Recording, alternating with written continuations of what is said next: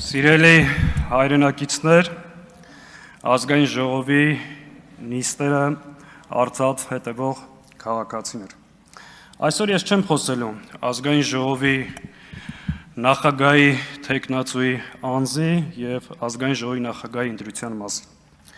Խոշոր հաշվով որևէ նշանակություն չունի, թե գործող ռեժիմի որ ներկայացուցիչը կլինի ազգային ժողովի խոսնակ, ովքեր կնստեն այս վերևի աթոռներում, որտեղ բոլորը իրականացնելու են այն քաղաքական գիծը, որ այս ընթացքում իրականացրել է։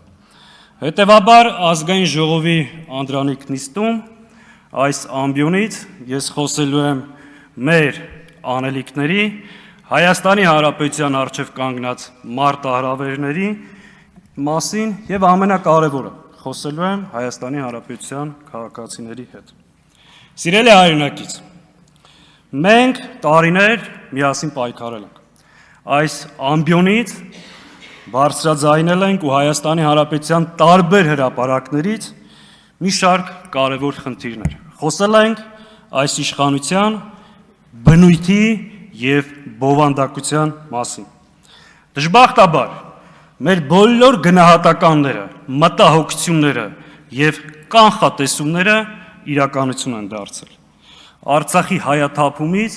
մինչև անվտանգության համակարգի փլուզում։ Բաքվի բանտերում տանջվող հայ գերիներից մինչև Ադրբեջանի նորանոր պահանջներ։ Սոցիալ-տնտեսական հարցերից մինչև խաղաղամոլության ու թմրամոլության ահագնացող աճ։ Հայ առաքելական Սուրբ եկեղեցու վրա հարձակումից մինչև տասնյակ քաղբանտարկյալներ։ Մենք ամեն ինչ արել ենք, բարձրաձայնել ենք, պայքարել ենք, որ այս կետին չհասնենք։ Ցավոք, հունիսի 7-ին կայացած ընտրությունները այս կորուստների, զիջումների շղթան ընտրություններով չկտրվեց։ Այո, պարոն Ռուբինյան, հունիսի 7-ի ընտրություններին ընդդիմությունը չի հաղթել, եւ դա վատ է, որ չի հաղթել, բայց չի հաղթել նաեւ օրվա իշխանությունը։ Հունիսի 7-ի ընտրությունները Հայաստանի պատմության մեջ ամենախայտառակ ընտրություններից մեկն է եղել։ Վարչական ռեսուրսի աննախադեպ եւ բացահայտ կիրառում, պետական բյուջեի հաշվին սեփական քարոզարշավի ֆինանսավորում, պատերազմի սպառնալիքով Հայաստանի Հանրապետության քաղաքացիների նկատմամբ տերոր, ընդդիմադիր գործիչների ձերբակալություն, կալանավորումներ, նախընտրական շտաբների գործունեության պարալիզացում։ Այս պայմաններում են տեղի ունեցել ընտրությունները։ Եվ ի վերջո, ընդդիմադիր շեմը հաղթահարած ուժը բարգավաճ Հայաստանի ձայները գողացվել են։ Հետևաբար, այս խորհրդարանը ունի լեգիտիմության լրջագույն խնդիր նաև այս խորհրդարանի ձևավորած կառավարությունը։ Եվ այդ մասին դուք եւս լավ գիտեք։ Սիրելի հայրենակիցներ, այս ամեն ինչից հետո հարց է առաջանում. ինչ է անում խորհրդարանը այս դահլիճում եւ ինչ անելիք ունի առաջիկայում։ Շատ պարզ եւ ուղիղ ձևակերպեմ։ Մենք այստեղ ենք մեր առաջիկա քաղաքական պայքարը կազմակերպելու եւ մեր համազգային նպատակները առաջ մղելու համար։ Մենք այստեղ ենք Հայաստանի Հանրապետության քաղաքացիների հարցերը բարձրաձայնելու, Բաքվում գտնվող գերիների խնդիրներից խոսելու, Հայաստանի օկուպացված տարածքների մասին բարձրաձայնելու եւ այո, Արցախի ժողովրդի հավաքական վերադարձի իրավունքը բարձրաձայնելու համար։ Արդյոք սա բավարար է փոփոխության հասնելու համար։ Միանշանակ ոչ։ Սիրելի հայրենակից, մենք գիտենք, որ փոփոխության հասնելու պահանջը ձևակերպված է ընդդիմությունից, մասնավորապես խորհրդարանական ընդդիմությունից։ Մենք ընդունում ենք այդ պահանջը, քննադատությունը, մտնում ենք այդ պատասխանատվության տակ եւ ամեն ինչ անելու ենք փոփոխության հասնելու համար։ Մեզ պետք է ձեր աջակցությունը, ձեր վստահությունը եւ թիկունքը, որպեսզի գնանք առաջ։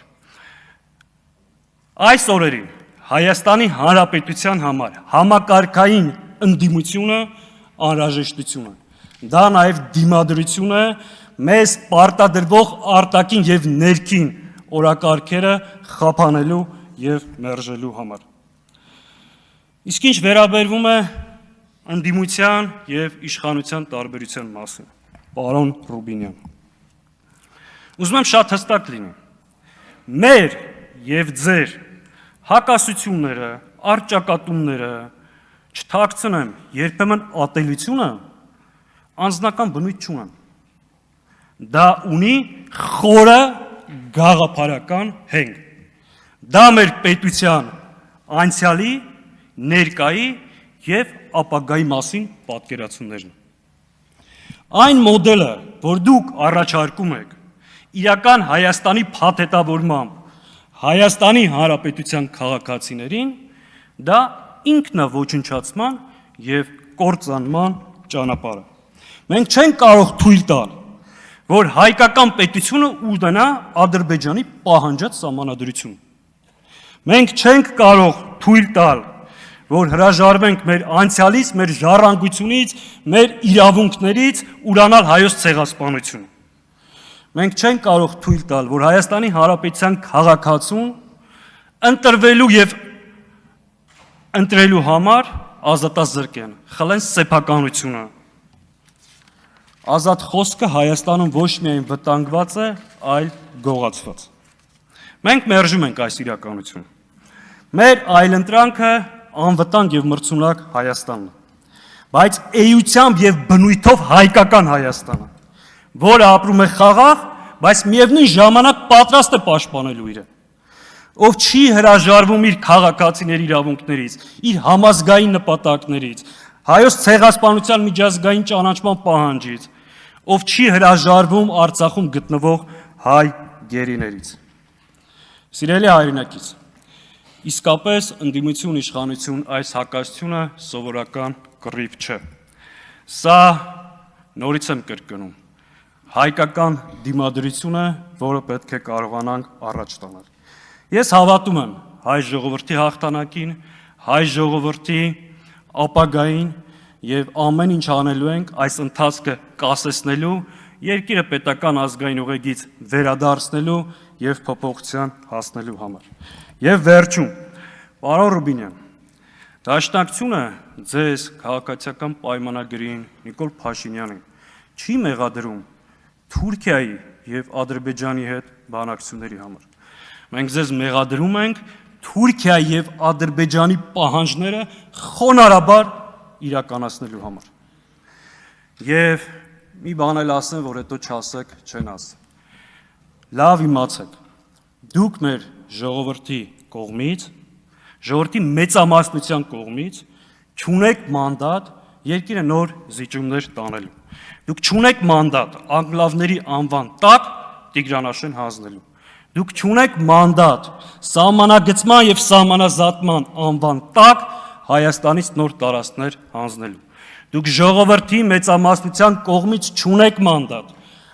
Ադրբեջանի պահանջով Հայաստանի սահմանադրությունը փոխելու, անկախության հռչակագրից հրաժարվելու, հայոց ցեղասպանությունը ունենալու համար։ Եվ վերջապես դու ժողովրդի մեծամասնության անունից չունեք մանդատ երկիրը նոր արկածախնդրության տանելու։ Շնորհակալ եմ։